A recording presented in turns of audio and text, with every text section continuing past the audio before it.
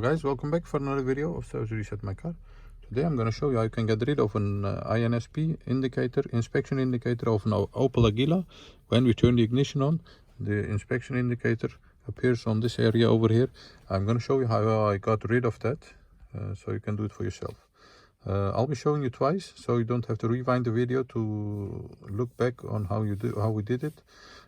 Keep looking at the video so you'll see it twice then. First of all, the ignition is turned off. Then the trick is to press this button.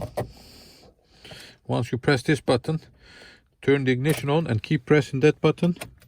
And as you can see, the INSP indicator flashes, and you have to keep pressing this button till the inspection indicator disappears, and you see 4 stripes like this. Then you can let go of the button, turn off the ignition, turn back on the ignition, and as you can see, the indicator doesn't come back anymore.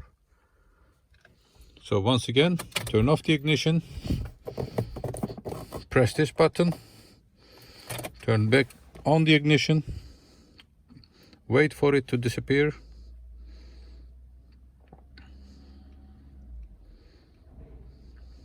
like this, and once it disappears you can let go, turn the ignition off, and as you can see, the indicator is gone now. I hope this video helped you. Have a look at our channel, Service Reset My Car. We have more than 300 other videos on how to reset some indicators, tire pressures, change some languages, some tips and tricks about other cars.